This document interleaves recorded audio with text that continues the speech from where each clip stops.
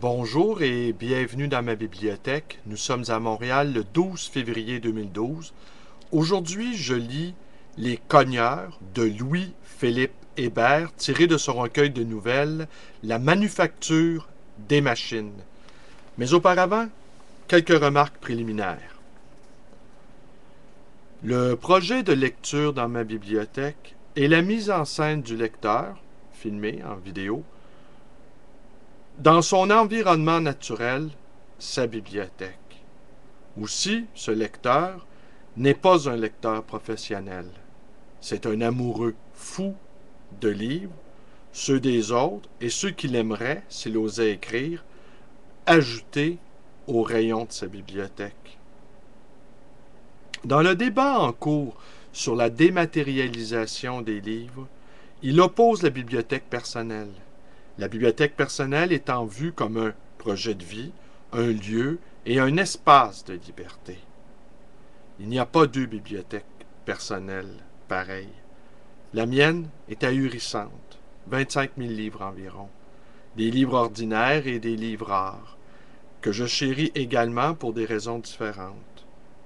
Une autre remarque, ce lecteur, moi, qui lit à haute voix, est un amateur.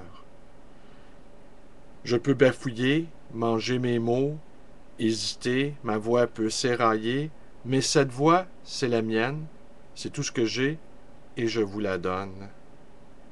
Je ne suis pas un comédien professionnel qui interprète un texte. Je respecte la démarche, les lectures publiques ou universitaires. Mais je les redoute un peu.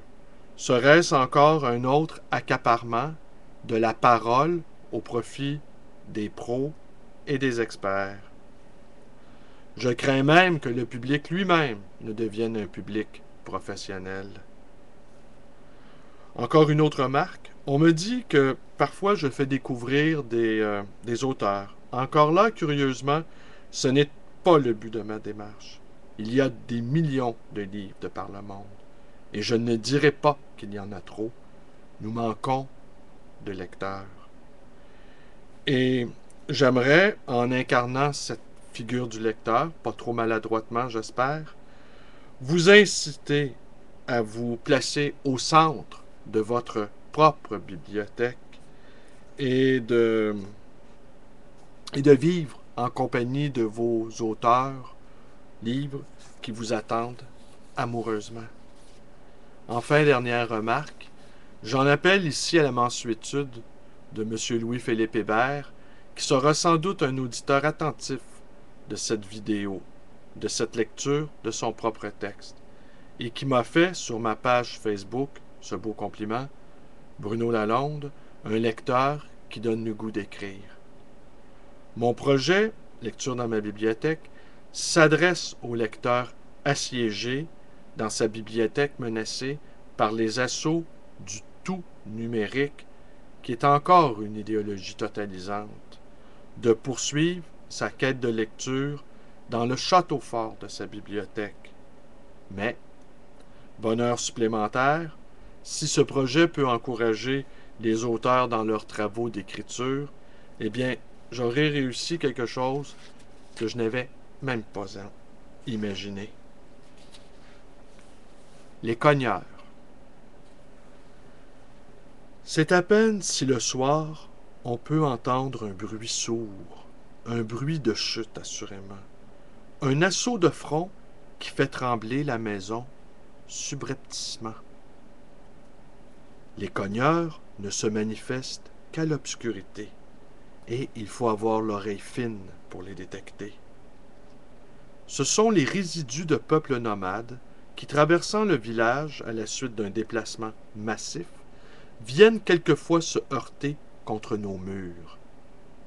Ne pouvant même pas saisir que de leurs semblables puissent demeurer si longtemps au même endroit, assez longtemps qu'ils finissent par ériger des panneaux verticaux pour se protéger, ils ne comprennent pas nos murs et ils continuent leur voyage, se demandant pourquoi nous voulons lui faire obstacle.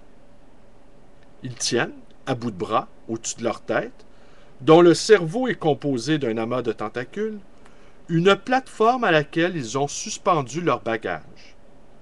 Même lorsqu'ils s'arrêtent et se disposent en campement sur la place publique, ils ne cherchent ni à déposer leur charge au sol, ni à lui trouver un point d'appui. Ils repartent, choisissant leur destination d'après les vents. Tôt ou tard, ils reviennent se cogner contre nos demeures. Ils n'auront rien appris durant leur long périple, et il est inutile de tenter de leur arracher quelques indications cohérentes sur les pays qu'ils ont visités, s'il y en a. Nous en sommes venus à penser que le reste du monde suivait un mouvement giratoire et que par on ne sait quelle incongruité, nous en aurions été épargnés. Tout porte à croire qu'ils ne rencontrent qu'un seul point fixe durant leur long déplacement, nous.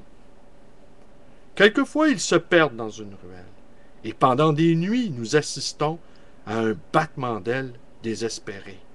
Battement toujours accompagné de ces cognements sourds, de ces assauts involontaires contre nos maisons.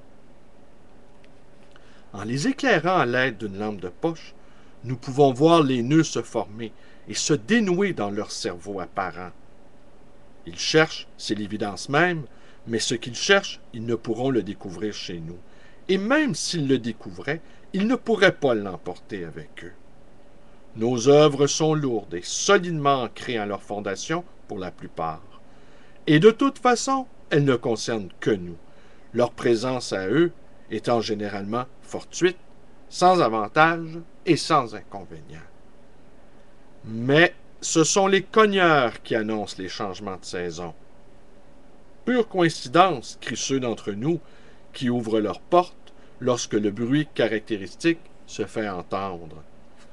Les autres ont admis, comme phénomène cyclique ces cognements, et sont parfois des années sans répondre.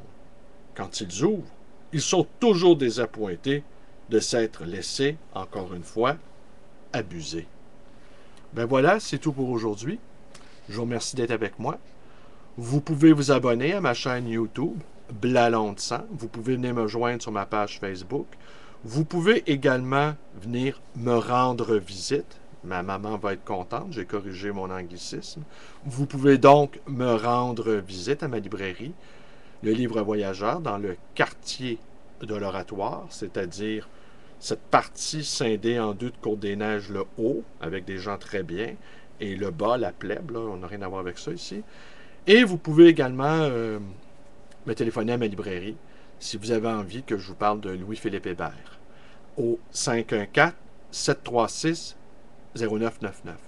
Merci et bonne journée.